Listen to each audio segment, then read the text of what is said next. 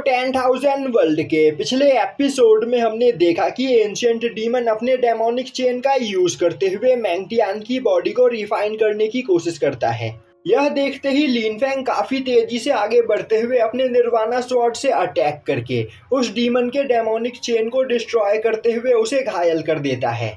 और अब वह काफी तेजी से उड़ते हुए जाकर मैंगटियान को वहां पर नीचे गिरने से बचाता है। वहीं पर लिन फैंग को देखकर अब मैंगटियान भी काफी ज्यादा खुश होता है और अब लिन फैंग मैंगटियान से बोलता है, कहीं तुम्हें यहाँ पर चोट तो नहीं लगी?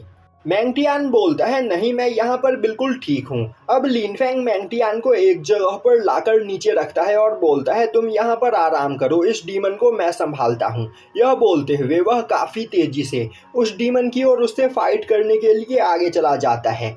वहीं पर अब मैंगटियान रोने लगता है और बोलता है, अगर आज मेरे फादर यहाँ पर होते तो अंकल फैंग आपको यहाँ पर मेरी मदद करने का मौका भी नहीं मिलता, क्योंकि वह पहले ही मुझे बचा चुके होते। तभी ब्लू भी भागते हुए मैंगटियान के पास आता है और अब वह बोलता है, मास्टर, आपको ठीक देखकर मुझे यहाँ पर सच में बहुत ही ज्यादा खुशी हुई है।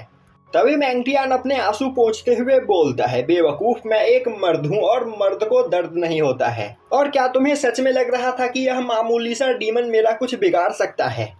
तभी ओल्ड मैन टाओबा भी उड़ते हुए मैंगटियान के पास आता है, जिसे देखते ही मैंगटियान उससे अपना मुंह फेर लेता है। वहीं पर ओल्ड मैन टाओबा बोल रहा होता है, बच्चे, तुम्हें यहाँ पर ठीक देखकर मुझे सच में बहुत ही ज्यादा खुशी हुई है।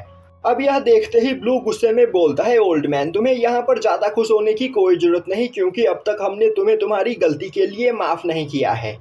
और तभी एंसेस्टर सूजू भी बाकी सभी लोगों के साथ उस जगह पर आकर खड़ी हो जाती है। दूसरी ओर लिन फैंग काफी तेजी से उड़ते हुए जाकर उस डीमन के सामने खड़ा हो जाता है। यह देखते ही वह डीमन हंसते हुए बोलता है, बच्चे, तुम्हारी बॉडी भी यहाँ पर सच में बहुत ही ज्यादा पावरफुल है, तो फिर क्यों ना मैं यहाँ पर तुम्हारी ही बॉडी को रिफाइन करके उसके ऊपर कब्जा करूँ। यह बोलते हुए वह लिन फैंग के ऊपर कई सारे फायर बॉल से अटैक करता है। तभी लिन फैंग बोलता है, बेवकूफ, क्या तुम्हें सच में लग रहा है कि तुम यहाँ पर मेरी बॉडी को रिफाइन कर सकते हो? यह बोलते हुए वह अपने गॉड पैटर्न से अटैक करते हुए उस डीमन के द्वारा छोड़े गए सभी फायर बॉल्स को डिस्ट्रॉय कर देता है।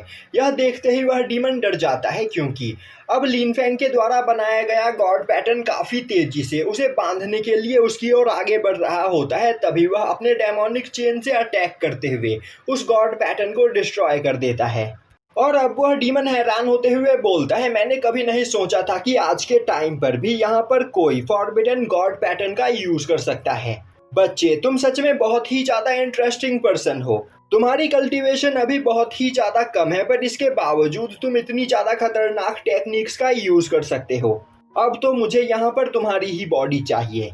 तभी लिन फैंग अपने निर्वाणा स्वॉर्ड को बाहर निकालते हुए उसकी कई सारी स्पिरिचुअल कॉपीज बनाकर उस डीमन के ऊपर एक काफी खतरनाक अटैक करता है। पर जैसे ही वह सभी अटैक्स उस डीमन से टकराते हैं, वह अपने आप ही डिस्ट्रॉय हो जाते हैं। और अब वह डीमन अपनी समनिंग टेक्निक का यूज करते हुए वहां पर एक डेमोनिक बीस्ट को समन करने लगता है, जो देखते ही ओल्ड मैन टाओबा काफी ज्यादा डर जाता है और बोलने लगता है, यह तो एक डेमोनिक बीस्ट है। अब आखिर लिन फैंग यहाँ पर क्या करेगा? दूसरी ओर यांग फैमिली के सभी लोग भी यह देखकर परेशान हो चुके होते हैं। तभी लिन फैंग बोलता है, क्या तुम्हें सच में लग रहा है कि तुम इस मामूली से डेमोनिक बीस्ट का यूज करते हुए मुझे यहाँ पर हर्ट कर सकते हो? यह बोलते हुए वह अपने पास से गॉड लेवल फ्लेम लोटस को बाहर निकालता है और उससे अटैक करते हुए उस डेमोनिक बीस्ट को वहां पर डिस्ट्रॉय कर देता है। यह देखते ही वह डीमन परेशान होते हुए बोलता है, तो तुम्हारे पास यहाँ पर गॉड लेवल ट्रेजर्स है। तभी लिन फैंग बोलता है, क्या हुआ? क्या तुम बस इतना ही देखकर डर गए? अभी तो मैंने यहाँ पर अपने पास मौजूद गॉड लेवल ट्रेजर्स का यूज करना भी स्टार्ट नहीं किया है। और अब वह अपने पास से क्वीन फैमिली का इमॉर्टल स्वॉर्ड फॉर्मेशन स्क्रोल बाहर निकालता है और उसके अंदर उस डीमन को कैद कर लेता है। यह देखते ही वह डीमन काफी ज्यादा परेशान हो जाता है, पर लिन फैंग अपने निर्वाणा स्वॉर्ड को उस फॉर्मेशन के साथ अटैच करते हुए उस डीमन के ऊपर लगातार अटैक करने लगता है, जो देखते ही वह डीमन बहुत ही ज्यादा परेशान हो जाता है। और अब वह वहां पर एक बैरियर बनाते हुए उन सभी अटैक्स को वहां पर ब्लॉक करने की कोशिश करने लगता है, पर उसका बैरियर वहां पर डिस्ट्रॉय हो जाता है, जिस वजह से वह काफी ज्यादा घायल हो जाता है और बोलने लगता है, यह पर्सन बहुत ही ज्यादा खतरनाक है और इसके पास कई सारे गॉड लेवल वेपन हैं, जिनके सामने मैं नहीं टिक सकता हूं, तो मुझे यहाँ से भागना होगा। यह बोलते हुए वह डीमन अपनी जान बचाकर वहां से भागने लगता है, पर तभी लिन फेंग दोबारा से अपने इमॉर्टल स्वॉर्ड फॉर्मेशन टेक्निक का यूज करते हुए उस डीमन के ऊपर अटैक करते हुए उसकी स्पिरिचुअल बॉडी को वहां पर डिस्ट्रॉय कर देता है। और अब वह उस डीमन की पूरी पावर को अपने अंदर एब्जॉर्ब करते हुए बोलता है, यह इमॉर्टल स्वॉर्ड फॉर्मेशन सच में बहुत ही ज्यादा खतरनाक है। तभी वहां पर लिन फेंग को चक्कर आने लगते हैं। यह देखते ही साउटियान उड़ते हुए लिन फेंग के पास आते हुए बोलता है, मास्टर आप यहाँ पर ठीक तो हो ना? लिन फेंग बोलता है, मैं ठीक हूँ, बस इस फाइट के दौरान मैंने अपनी कुछ ज्यादा ही सोल पावर का यूज कर लिया है, जिस वजह से मैं यहाँ पर थोड़ा सा थक गया हूँ और मैंने ध्यान नहीं दिया कि यह इमॉर्टल स्वॉर्ड फॉर्मेशन बहुत ही ज्यादा सोल एनर्जी को कंज्यूम करता है, जिस वजह से मेरी अभी की कल्टीवेशन के साथ मैं इस स्वॉर्ड फॉर्मेशन का यूज बस एक ही बार कर सकता हूं। अगर मैंने इसका यूज एक से ज्यादा बार करने की कोशिश की तो मैं काफी ज्यादा थक जाऊंगा। पर तुम्हें परेशान होने की कोई जरूरत नहीं, क्योंकि मैं यहाँ पर बिल्कुल ठीक हूँ। यह बोलते हुए वह अपने पास से एक एलिक्सर निकालते हुए वहां पर पीता है, जिससे उसकी सोल एनर्जी रिकवर हो सके। तभी सभी लोग काफी तेजी से भागते हुए लिन फेंग के पास आते हैं। तभी मैंगटियान बोलता है, अंकल फेंग आप यहाँ पर ठीक तो हो ना? यह सुनते ही साउटियान आगे बढ़ते हुए बोलता है, मेरे मास्टर को आखिर यहाँ पर क्या हो सकता है, यह बस यहाँ पर थोड़े थक गए हैं। जो सुनते ही लिन फेंग गुस्से में साउटियान को देखने लगता है। अब यह देखते ही साउटियान डरते हुए बोलता है, नहीं मेरे मास्टर थक कैसे सकते हैं, इनके अंदर बहुत ही ज्यादा स्टेमिना है। यह सुनते ही सभी लोग वहां पर हंसने लगते हैं। तभी साउटियान उड़ते हुए मैंगटियान के पास आते हुए बोलता है, मैंगटियान मेरे दोस्त, मैं तुमसे यहाँ पर एक सवाल पूछना चाहता हूँ, क्या तुम मुझे यह बताओगे कि आखिर तुमने अचानक से यहाँ पर फिनिक्स ब्लड लाइन को कैसे अवेक किया था? वहीं पर साउटियान सोच रहा होता है, अगर मैंगटियान मास्टर लिन फेंग का बेटा हुआ और लिन फैमिली का यंग मास्टर, तो मेरा फ्यूचर यहाँ पर खतरे में है, क्योंकि मैंने ही आज से लगभग 6 साल पहले क्वीन क्यू की कल्टीवेशन को डिस्ट्रॉय किया था। और अगर मैंगटियान क्वीन क्यू का बेटा हुआ तो मेरा यहाँ पर मरना तय है। तभी मैंगटियान बोलता है, मुझे नहीं पता कि आखिर मैंने इस जगह पर अपने फिनिक्स ब्लड लाइन को कैसे अवेक किया।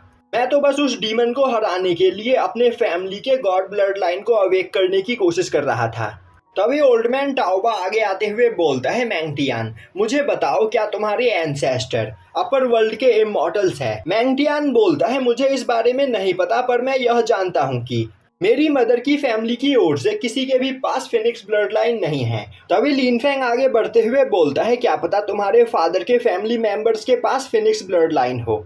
यह सुनते ही ब्लू आगे बढ़ते हुए बोलता है, उन लोगों में से किसी ने भी मैंगटियान के फादर को नहीं देखा है, और मैंगटियान की मदर ने बस सभी लोगों से यह कहा है कि मैंगटियान के फादर दूसरे वर्ल्ड को प्रोटेक्ट करने में बिजी है, और जब उनका काम खत्म हो जाएगा तब वह उनसे मिलने के लिए आएंगे। यहाँ तक कि जिस दिन मैंगटियान पैदा भी हुआ था तब भी उसके फादर उसे देखने के लिए नहीं आए थे। अब यह सुनते ही साउटियान वहां पर चैन की सांस लेता है और सोचने लगता है, मास्टर लिन फेंग के पास तो स्वॉर्ड ब्लड लाइन है, तो मैंगटियान उनका बेटा नहीं हो सकता है, तो अब मुझे यहाँ पर परेशान होने की कोई जरूरत नहीं।